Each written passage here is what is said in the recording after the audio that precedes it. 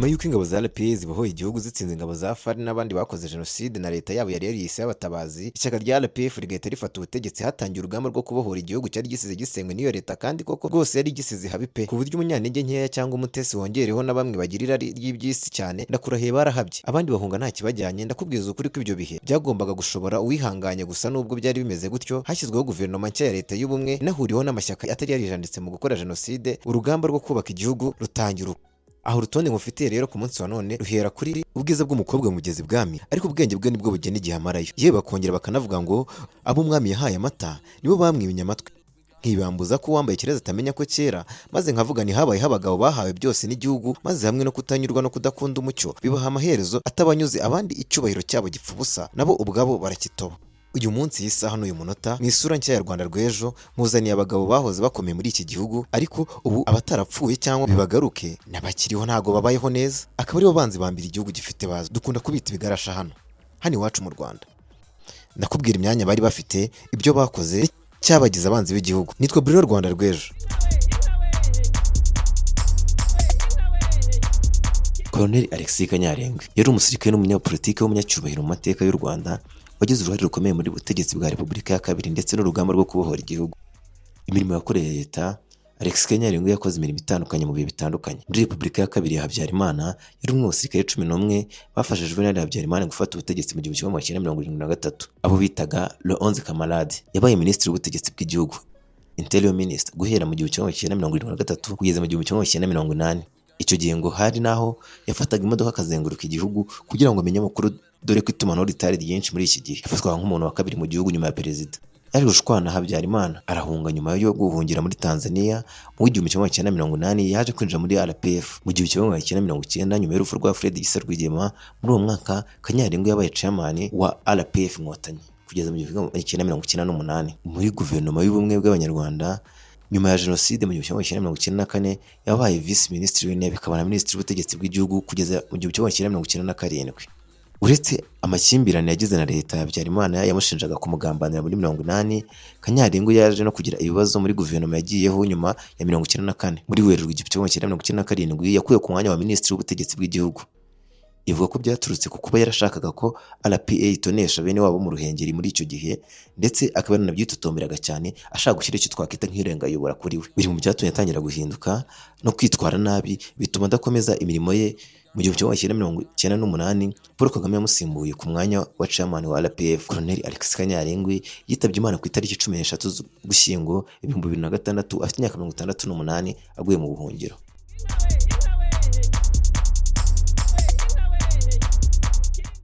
Ku mwanya wa 9 turasanga umugabo bita Pasiteri Bizimungu. Yari umunyapolitike wabanje gukora muri guverinoma ya Juvenal Habyarimana mu myaka y'1980, harimo kuba umuyobozi wa Electrogaz, ikigo cya leta cy'amashanyarazi n'amazi muri icyo gihe.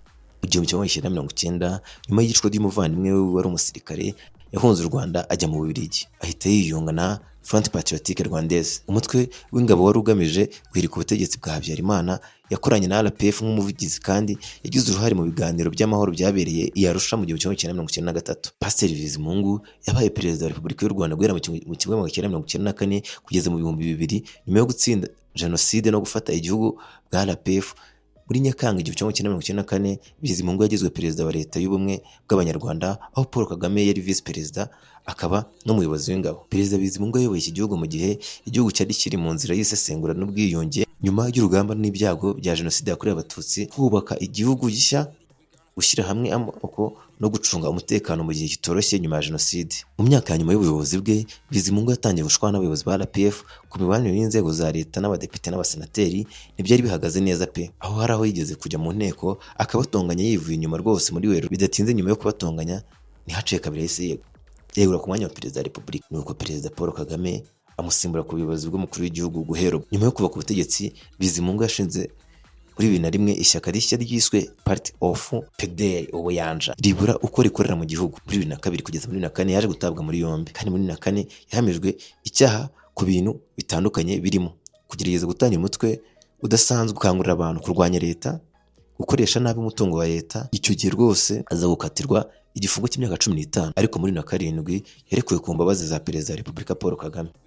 nyuma yo kuba yari amaze imyaka 3 muri gereza. Nyuma yo kurekurwa muri 2007 yagiye mu buzima busanzwe. Hari amakuru avuga ko afite ibikorwa by'ubucuruzi y'imitungo myinshi nyuma yo kuva muri politiki.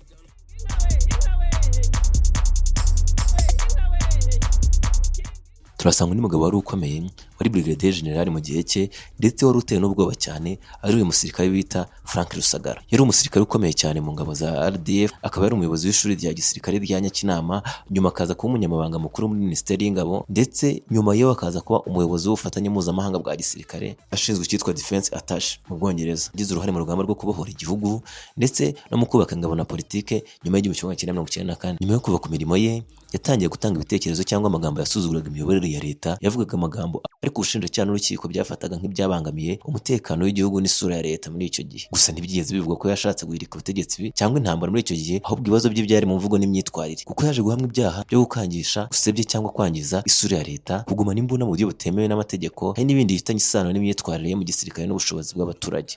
Mwaka wa 2016 yamejwe n'urukiko rwa gisirikare igifungo cy'imyaka 20. Muri 2019 urukiko rw'ubujurire rwahamije igifungo cyiwe ruragabanya rugira imyaka 19 rugira imyaka 15. Mwaka wa 2025 yapfuye aguye muri gereza azize kanseri yari amaze igihe arwaye. Ku mwanya wa 7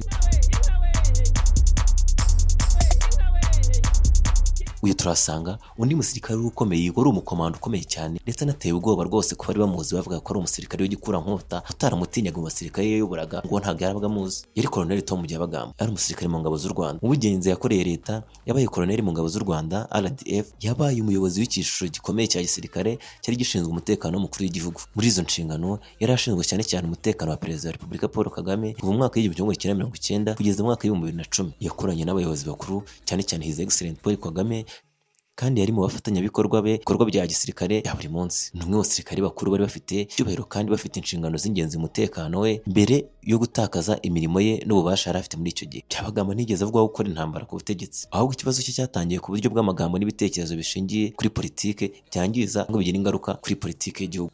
Nyuma yo kuva ku nshingano ze, igisirikare Byabagamba yatangiye kujya avuga ibihuha ku butegetsi. Ibyo bitekerezo byaje kugeza ku nzego z'ubuyobozi n'ubushinjacyaha, byatumye ahagarikwa kandi agakurikiranwaho ibyaha bivugwa mu byabangamiraga leta n'umutekano w'igihugu n'isura ya leta muri icyo gihe. Erega si kera. Mu yandi magambo, amagambo ye n'ibikorwa bye bya nyuma mu buzima bwa gisirikare yabaye intandaro yo gukurikiranwa n'ubushinjacyaha. Mu rubanza rwa gisirikare rwabereye i Kanombe, Byabagamba na bagenzi be baregwaga ibyaha bitandukanye. Ibi ni bimwe mu byaha barezwaga: guteza imvururu, inciting insurrections. Urukiko rwavuze ko amagambo cyangwa imyitwarire ye yagamije guteza imvururu mu baturage cyangwa gushishikariza abantu kurwanya ubutegetsi, kwangiza cyangwa gusebya isura y'igihugu. Yavugaga cyangwa yatangaje ibihuha byavugaga naho ubutegetsi n'igihugu mu buryo ubucamanza bwabonye ko byabangamira isura y'igihugu, guhisha ibimenyetso cyangwa gutanga amakuru atari. Hari n'icyaha cyo guhisha cyangwa kubika ibimenyetso bishobora gukoreshwa mu iperereza ry'ibindi byaha mu rubanza, gusuzugura ibendera ry'igihugu. Tom Byabagamba yatawe muri yombi muri 2014. Mwaka wa 2016 urukiko rukuru rwa gisirikare rwashinje ibyaha byavuzwe hejuru maze muhamya kandi rumushinja runamukatira igifungo kirekire. Mwaka wa 2019 urukiko rw'ubujurire rwagabanyije igihano ariko rwemeje icyemezo cyo kumuhamya icyaha, ahamwa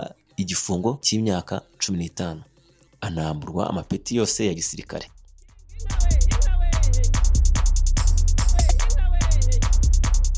Ku mwanya rero ukurikiyeho turasanga umuhanzi n'umuvugabutumwa mu ndirimbo za gospel yitwa Kizito Mihigo. Yari umuhanzi w'amajwi meza wa gospel, umwanditsi wa muzika n'umucuranzi w'imyaka myinshi muri Kiliziya Gatolika. Yamenyekanye cyane cyane mu kuririmba indirimbo zo gukomeza imitima, gusabana no gukangurira abanyarwanda kwiyunga no kubabarira nyuma ya Jenoside yakorewe Abatutsi. Ndetse akaba ari n'umwe mu bahanzi bifashishwaga cyane mu ndirimbo ze bitewe n'uko zafashaga abantu benshi. Uwo nta wundi yitwaga Kizito Mihigo. Reka ngusubize inyuma gatoya. Uyu muhanzi n'umuvugabutumwa muri gospel rero ya Kiliziya Gatolika yari umuhanzi w'amajwi meza pe, umwanditsi wa muzika n'umucuranzi w'imyaka myinshi. Yamenyekanye cyane mu kuririmba indirimbo zo gukomeza imitima, gusabana no gukangurira abanyarwanda kwiyunga no kubabarira nyuma ya Jenoside yakorewe Abatutsi. Yabaye umuvugabutumwa w'amahoro n'ubwiyunge, ahuza abantu banyuranye binyuze mu muziki ndetse no kwigisha no guhinduka nyuma yo guhura n'ingaruka za Jenoside. Yari kandi umuyobozi w'umushinga wa Kizito Mihigo Peace Foundation washyigikiraga ibikorwa byo kubaka amahoro n'ubumwe bw'igihugu. Yewe yagize uruhare kwandika indirimbo zifite ubutumwa bwubaka igihugu, harimo no gufasha mu gutunganya indirimbo nshya zituma abantu bibuka Jenoside no kumva agaciro k'ubumwe. Erega bivuga ko rwose yagize uruhare mu ndirimbo y'igihugu turirimba ubu ngubu. Mu banditsi bayo nawe yari arimo pe, nk'uko yigeze kubitangariza umunyamakuru witwa Dashimu mu myaka yatambutse. Yari kandi umushyitsi ukundwa mu birori bikuru by'igihugu, ibiganiro bya televiziyo, ndetse yitabiraga imihango y'ingenzi ya leta n'ibindi birori byibutsa amateka y'igihugu. Iwe byaje kudogera mu myaka y'ibihumbi 2014. Aha niho byaje kwangirika byose, maze mu kwezi kwa Mata mu mwaka w'ibihumbi 2014 ashyirizwa inzego z'umutekano akurikiranyweho ibyaha birimo kugambanira leta, gukorana n'abanzi b'igihugu ndetse no gushaka guteza umutekano muke. Ibyo byemejwe n'urukiko mu mwaka w'ibihumbi 2015 aho yahanishijwe igifungo cy'imyaka 10 y'igifungo nyuma yo kwemera ibyaha byose aregwa akabisabira n'imbabazi. Yewe mu mwaka w'ibihumbi 2018 imbabazi za nyakubahwa perezida wa Repubulika Paul Kagame nawe zamugezeho, aza kurekurwa hamwe n'abandi bari bafunzwe benshi, harimo na Ingabire Victoire wasubiye muri gereza. Yewe aragaruka asubukura imiziki ye, arongera arakundwa nk'uko byahoze. Bidatinze mu mwaka w'ibihumbi 2020 yongeye gufatwa we n'abandi bantu ari kugerageza gushaka gusohoka igihugu mu buryo bunyuranyije n'amategeko. Ku itariki ya 17 Gashyantare 2020 yatangaje ko Kizito Mihigo yabonetse yapfuye muri sitasiyo ya RIB yari afungiyemo i Remera, aho ripoti yaje kugaragaza ko yapfuye yiyahuye. Iherezo rye ribiryo.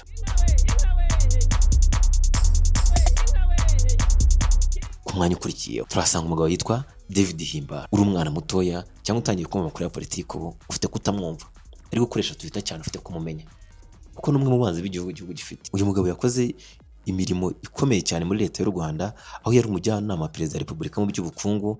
David Himbara kandi yabaye senior economic advisor wa perezida wa Repubulika, mbisubiremo, ku buryo yakoraga mu biro bya perezida atanga inama kuri politiki n'ubukungu n'iterambere by'igihugu. Yagize uruhare mu igenamigambi n'ubukungu byagize igihugu, yagize uruhare mu igenamigambi ry'ubukungu, yagize uruhare mu bitekerezo n'inyandiko zifasha leta gushyira ingamba z'iterambere, icyo bita economic strategy. Mu mwaka w'ibihumbi 2009 yavuye mu kazi bitunguranye, ahita yimukira muri Canada, aho yakomereje rero ibikorwa bye bigahita byo kunenga leta n'ubuyobozi bw'u Rwanda bwamukorera byose ku mugaragaro. Nawe arerura nk'abandi bose, aragenda bikigarasha avuga nabi leta yacu, ndetse kandi rwose tanga ibitekerezo bigaragaza ko leta yacu ikora nabi, ariko sabiza ataba mu gihugu. Nagira ngo nkwibutse kandi no gukora subscribe, like, share na comment kugira ngo ibiganiro byacu nibikajye bigucika umunsi ku munsi, tujye tuba turi kumwe unaduha ibitekerezo nyine ku byo wakifuza ko twakugezaho. Muri ibi comments yashize His Excellency Paul Kagame yari kuganira n'abayobozi, kaduha inkuru y'umunsi yiriwe ari gushaka umutekano ku Kibuye. Icyo gihe rwose agerayo akaza no gutanga disikuru, akanababurira rwose, akanababwira ko rwose niba size bakoze jenoside n'izo ntera hamwe zose zirimo hakurya muri Kongo mu mashyamba, niba bataza ngo bitange nyine ubutabera butangwe,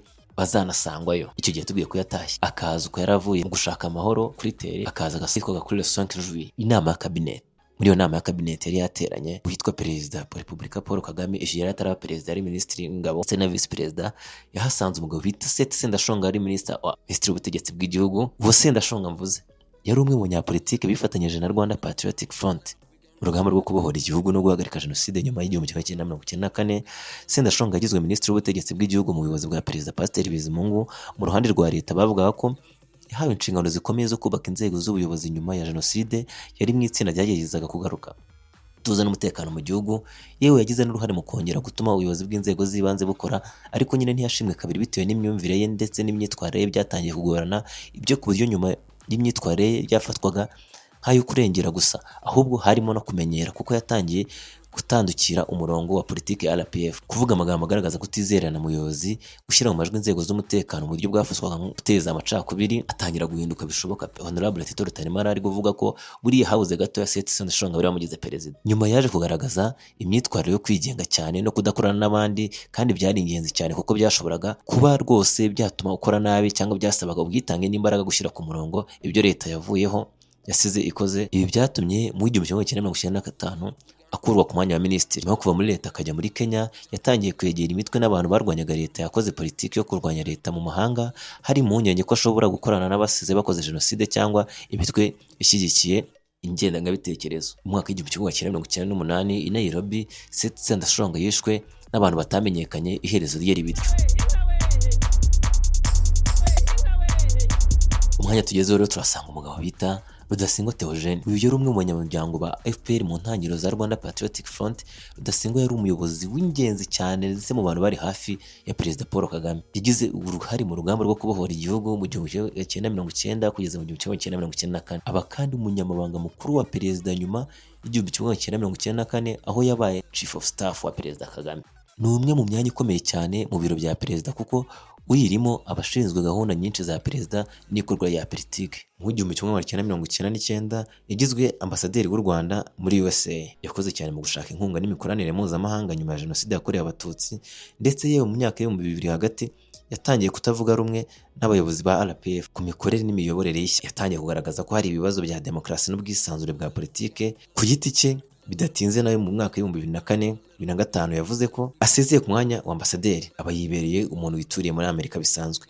Nyuma yatangiye kunenga ubuyobozi bwa leta ya Kigali ku mugaragaro, kujya mu mashyaka atavuga rumwe n'ubutegetsi, ndetse yaje kuba umwe mu bashinze ishyaka RNC hamwe na bagenzi be bahoze muri FPR nka Kayumba Nyamwasa na Patrick Kageregeye. N'amagingo aya ngaya rero araho Theogene Rudasingwa n'Ikigarasha. Mugiriye ku mugabo bita Faustin Twagiramungu aka Rukokoma, yari umwe mu banyapolitike bakomeye mu Rwanda mbere na nyuma y'igihumbi kimwe magana cyenda 1994. Yakoreye leta mu myaka ikomeye, ariko nyuma aza kubizambya ajya mu buhungiro. Rukokoma yakoreye leta ari perezida wa MDR imbere y'igihumbi kimwe magana cyenda 1994. Yari umuyobozi w'ishyaka rya Mouvement Democratique Républicain ariryo MDR. Iri shyaka ryari rikomeye cyane mu gihe cya politiki y'amashyaka menshi mu ntangiriro za 90. Buriya mu gihumbi kimwe magana cyenda 1995 ngo yigeze kubwira His Excellency Paul Kagame ko abona ko ari we ukwiye kuyobora iki gihugu. Bidateye kabiri arabihindura. Yewe hagati y'igihumbi kimwe magana cyenda 1994 kugeza igihumbi kimwe magana cyenda 1995, nyuma ya jenoside yakorewe abatutsi, yagizwe minisitiri w'intebe muri guverinoma y'ubumwe yakoranye na Pasiteri Bizimungu. Icyo gihe yari umwe mu bayobozi bakuru ba leta nshya yubakaga igihugu. Gusa mu gihumbi kimwe magana cyenda 1995 Twagiramungu yeguye ku mwanya wa minisitiri w'intebe. Impamvu nyamukuru yo kutavuga rumwe na RPF ku micungire y'igihugu no kutumvikana ku byerekeye politiki n'ububasha bwa guverinoma, kubera gushaka kwitetesha cyane ndetse no gushaka ibintu byihuse igihugu kiri mu kwiyubaka. Yaje kwegura kuba minisitiri w'intebe ndetse arahunga ajya kuba mu Bubiligi, aho yakomeje gukora politiki itabara iri aho yo kurwanya leta n'ubumwe. Yagerageje kwiyamamaza mu mwaka w'ibihumbi 2003 ku mwanya wa perezida birahomba. Yakomeje kumwe mu banyapolitike bari hanze, ariko rwose wabonaga ibyo bidafite imbaraga, ari amagambo gusa. Rukokoma yitabye Imana ku wa 2 Ukuboza 2023 i Buruseli mu Bubiligi azize uburwayi. Iherezo rye ribiryo nawe. Imyanya bikurikiyeho rero abantu bari abagabo bakomeye cyane. Numva icyo bapfuye n'ubutegetsi bwacu. Ndacyari Bruno Rwanda rw'ejo. N'ahandi hantu wasanga amakuru acukumbuye ndetse yatekerejwe neza ndetse yanashakishijwe, atari hano kuri Rwanda Inspiration 250. Mwanya wa kabiri turasanga umugabo bita Patrick Karegeya. Yari umwe mu bantu bakomeye cyane mu nzego z'umutekano w'u Rwanda nyuma y'igihumbi kimwe magana cyenda 1994, ariko nyuma aza kubyangiza yisanga ishyanga, ari naho yaguye. Yari umwe kandi mu bayobozi bakomeye ba RPA mu gihumbi kimwe magana cyenda 1990 kugeza igihumbi kimwe magana cyenda 1994 barwanya urugamba rwo kubohora igihugu. Yakoraga cyane mu rwego rw'ubutasi n'amakuru. Yabaye umuyobozi w'ubutasi bwo hanze, umwanya witwa External Intelligence Chief. Nyuma y'igihumbi kimwe magana cyenda 1994 yabaye umuyobozi w'ubwo butasi bwo hanze, External Intelligence. Uyu mwanya wari ukomeye cyane mu gukusanya amakuru y'umutekano w'u Rwanda mu mahanga. Yabaye umuyobozi mu nzego z'umutekano, yari umwe mu bantu bizewe cyane n'ubuyobozi bw'umutekano w'igihugu. Yakoranye bya hafi n'abayobozi bakuru b'igihugu n'igisirikare na Perezida wa Repubulika Paul Kagame barakora. Mu mwaka w'ibihumbi 2005 Patrick Karegeya yarafunzwe ashinjwa kudaha agaciro amategeko ya gisirikare, kudakurikiza amabwiriza.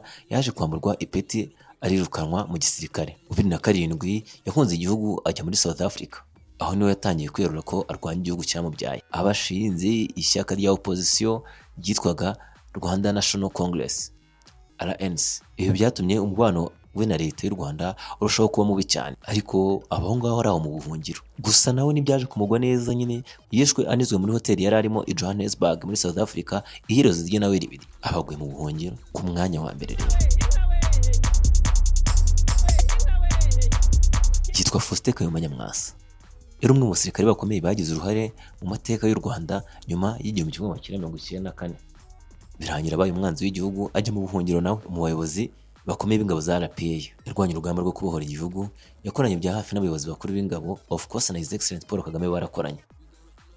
Yari umwe mu basirikare bizerwa cyane nyuma y'igihumbi kimwe magana cyenda 1994, kuko yabaye mu buyobozi bwa RDF nyuma yo guhagarika jenoside yakorewe abatutsi. Yagizwe umwe mu bayobozi bakuru b'ingabo z'u Rwanda, Chief of Staff, aho yaje kuba CDS. Umugaba mukuru w'ingabo, yabaye umwe mu bayobozi bakuru mu kubaka no kuvugurura RDF. Yagize uruhare mu bikorwa bya gisirikare mu burasirazuba bwa Kongo, mu ntambara za Kongo hagati y'igihumbi kimwe magana cyenda 1996 kugeza mu 2003.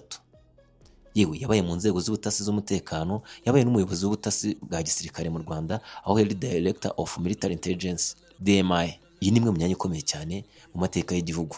2004 yagizwe ambasaderi w'u Rwanda mu Buhinde. Ahangaha ibi byari ibikorwa byafatwaga nk'ikorwa yo kumujyana mu mirimo ya diplomasi nyuma y'igihe kinini mu gisirikare, ariko nawe ntiyaje kubitinda. Yatangiye kutumvikana n'abandi bayobozi.